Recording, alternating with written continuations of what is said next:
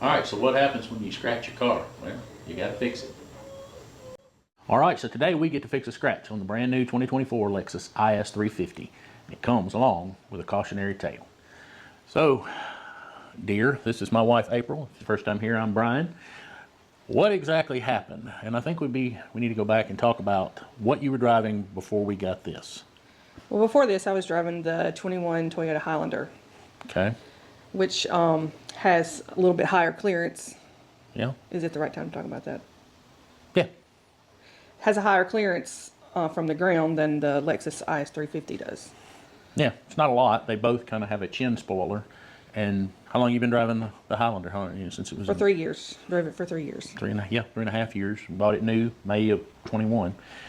And have had no incidents, no accidents, no bumps, no hickeys, nothing other than people bumping into us. But she'd had no problems with it. So tell us what happened your first morning going to work in your new car. Well, I normally judge how far to pull into my parking place based on the car next to me, so that when I open my door, I have full clearance of my door opening and clearing their fender. So kind of habit took over, and I just pulled into that parking place and didn't think about that clearance being different, and I curbed the very front of the car. I mean, it is very small and it is very minor. Do you want to care to tell them how you felt about it? You don't have to. I was sick over it. Literally. Yes. So, when I got home, saw how minor it was, I'm like, I gave her a hug, told her, hey, it happens, it's just a car, and that I'm going to fix it. So, that's what exactly we're going to do right now. We're going to go down here and we're going to fix it. So this happened on a Monday, and she was going to order the cargo net for the trunk and the all-weather floor mats, and she made that order. And while she was there, I told her to go ahead and see if they had the factory touch-up paint, which they did. They have it in stock. The color on this car is caviar, and it's Toyota Lexus lacquer touch-up paint, and it is part number 223. We're going to get you in here close. I'm going to show you exactly what you need to do on a scratch of this size and this kind. You're going to need more than that little abrasive tip. The scratch down here on this lower chin piece is going to need to be worked just a little bit because it's pretty rough. It's not big, but it's pretty rough. So let's stop talking about it and let's start doing it. All right, real quick, let's talk about what we've got here to start working this scratch and to get it smoothed back out to where it's not quite so obvious, and to get it to accept paint. All right, so let's talk about what we got here to start with. Of course, you've got the touch-up paint. I got a little lacquer thinner. I've got some 400 sandpaper, some 1000, and I actually have a little one that's in between for a 500 grit sandpaper to begin working this scratch very carefully. And to this is plastic, so we want to try to smooth that back out before we apply the touch-up paint. The touch-up paint suggests using a rubbing alcohol or a wax and grease remover, which I do not have on hand at the moment, but I usually can get by with lacquer thinner. It seems to do a acceptable job, but if you have problems with the paint and it wants to what's called fisheye, or not lay down properly, you may end up having to get either some rubbing alcohol or the wax and grease remover in order to get the paint to act right. First thing we're going to do is I'm going to take a little bit of the lacquer thinner. I'm going to kind of wipe the area down, and just doesn't take much, just a little bit on a clean rag. Lint free is better, but I'm working with what I have here currently at the shop. The problem with part of this dent is that part of the dent is in this plastic grill shell, and I haven't decided exactly how I'm going to fix that. But at the moment, my main concern is to the painted area. We will work with figuring out that plastic at a later time. Let's work on the paint for right now, though. So, take your lacquer thinner, basically just give it a little wipe. And I'm going to start with our 400 grit. This is wet dry sandpaper. It is waterproof. And we're going to need to get us a small container of water, because the water acts kind of as a lubricant for the sandpaper to smoothly glide across the damaged area. So let's get a little bit of water. So just got a little paint cap and my piece of 400 grit paper. I'm just gonna put it down in the water. Doesn't take a lot. Some people like to take their sandpaper and soak it for 20-30 minutes, and that's, you know, that's good. You can do that too. Thing is, you don't want to get real crazy with this sandpaper. You just want to work the area that's scratched and try to kind of feather to the area that's not scratched. But you don't want to go getting carried away. Small strokes, work it a little bit at a time. Light pressure, let the paper do the work.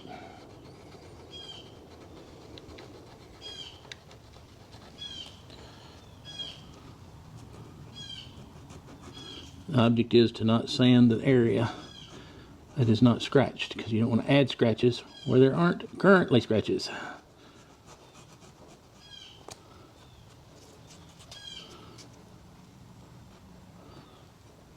I use my finger as a sanding block. I kind of curl the paper around my finger and just run my finger over the scratch. And this is a tedious little process, and this may take a little while.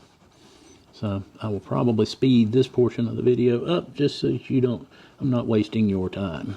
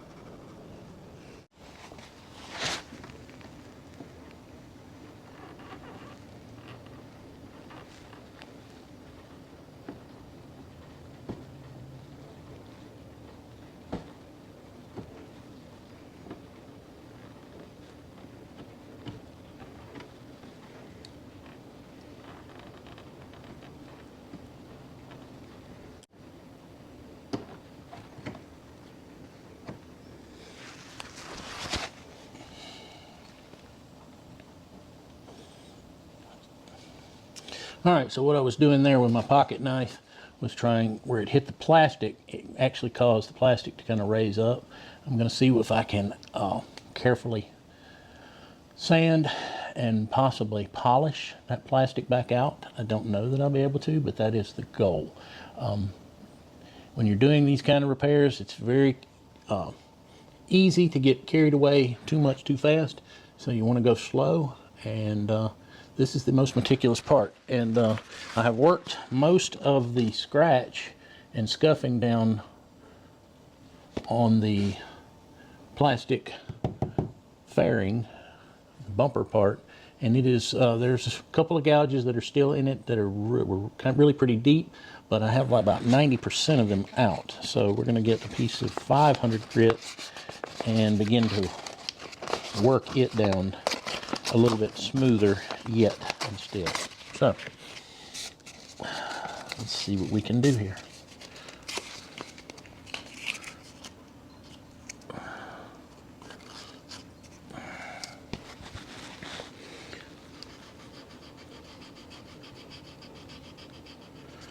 See if we can work the scuffed plastic just a little bit and see how it reacts and responds to 500 grit paper.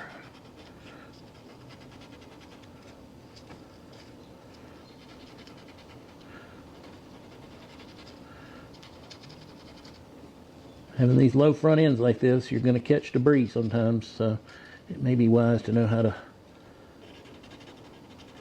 touch up some of these places like this.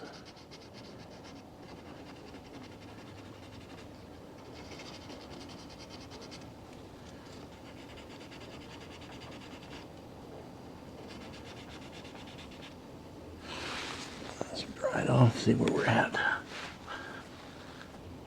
Yeah, there's a deep dent that we're probably not going to be able to do much about. But that's got most of the raised up portions off. I was able to trim them with my knife and then smooth them slightly with the sandpaper. But the deepest dent, like right there, is probably just going to have to be there for now. But I've got some polish. We're going to see if we can polish that out. Let's go back to working with plastic on the bumper itself. Worry about the grill in a few minutes. Water.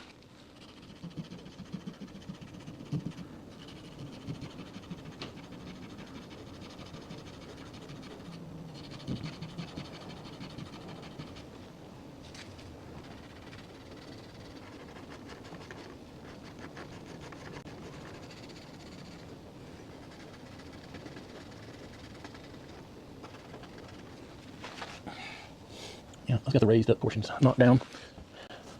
Switch over to 1000 now.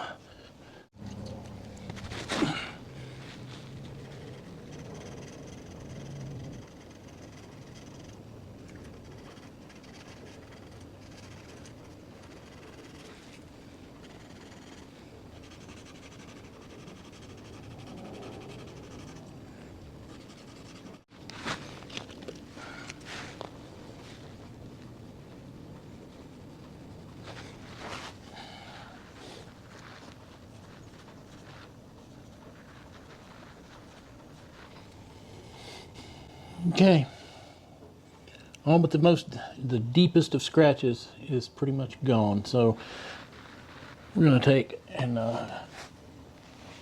shake up this paint and see what we can do here. All right, well, we have wiped it down again with a lacquer thinner on a rag and let it evaporate. And now is the moment of truth. This is where we are going to try to touch this up with our touch-up brush. And you don't want to brush, you don't actually want to brush, you want to touch and gently dab this paint on. Just as it dries, it will begin to lay down. It usually does anyway. Try not to get too much. This is a lacquer-based paint. It will dry rather quickly. And just know that in the future that you may have to do this again.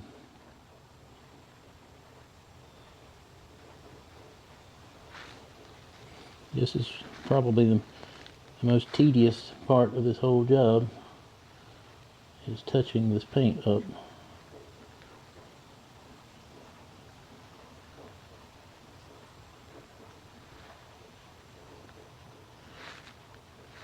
Right there, I had a little excess. Try to wipe it up.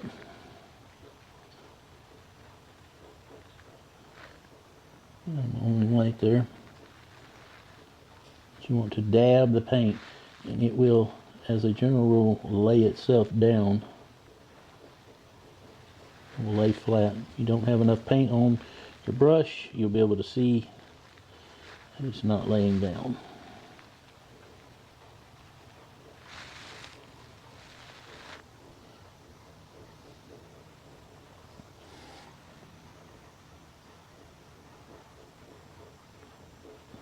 Alright, now we're going to leave that alone And we're going to let that dry. And we're going to see if that is good enough. It may have to come underneath a little bit. I think I will go ahead and do that underneath. Nobody will know it but me, but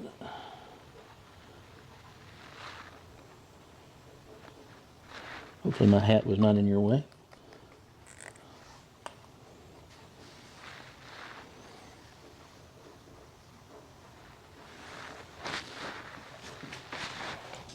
All right, well, we made a quick trip to the O'Reilly's and we came up with this. This is the Griot's Garage. I don't know. It's a plastic all-in-one clear fiber store protect glossy plastic surfaces. So we're going to see if we can get the sanding marks out where I had to go in and try to smooth down some of the rough plastic. Wasn't going to do that in this video, but you know, sometimes things change. So let's see if we can get this stuff open.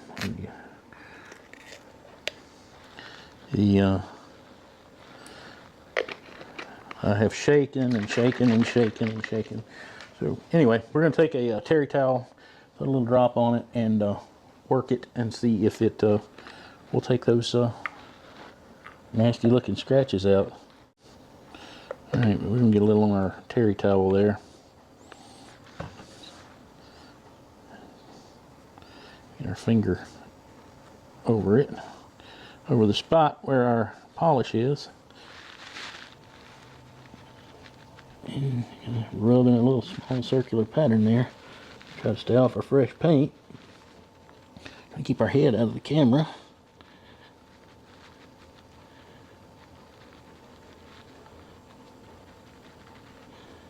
Never use this stuff, so I don't know how long it's going to take.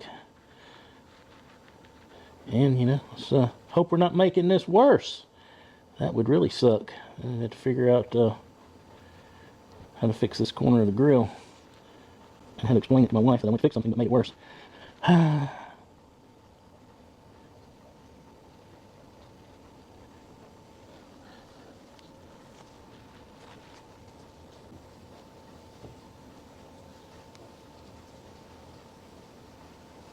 No, it's coming out. It's starting to polish and come around.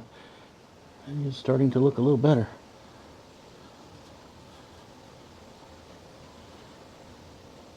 And I did notice that the camera's picking up some stuff right in here. It's just the way the light's hitting it. Water spots from where I washed it. Yeah, that it is actually coming around, and we're just going to have to rub on it a little more to try. There's a spot right in here, and this right down in here, where I had to buff it with the 1000 grit. I'm just going to have to, like I said, be careful to not get on the paint. No big deal. Well,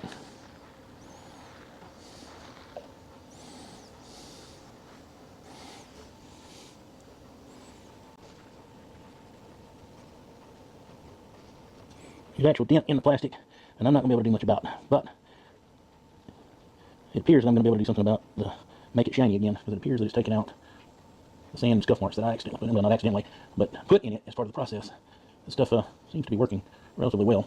It says to use a foam applicator, but you could use a terry cloth, so that's what I'm using.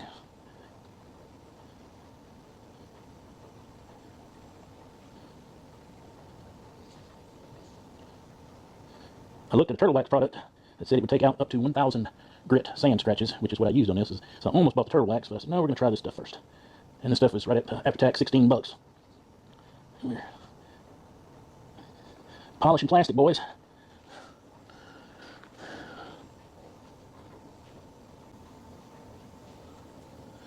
And it works. It absolutely works.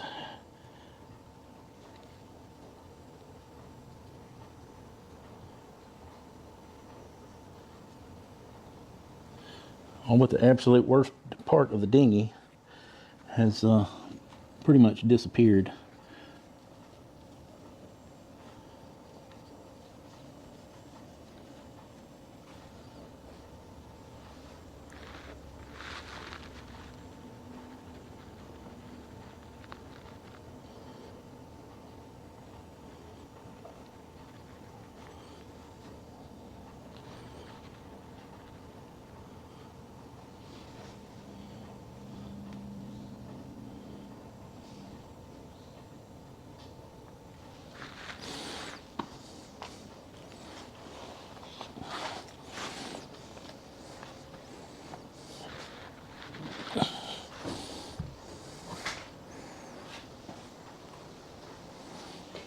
All right, I continued to work that plastic polish off screen a little bit more, as you can see here, and I just kept working it with my thumb back and forth until I got it to a point to where it was nice and shiny again.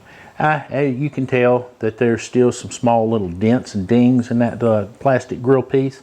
Not much you can do about that, working it and repairing it like we're doing here, but you can make it to where somebody walking around the front of the vehicle, that's not the first thing their eye is attracted to.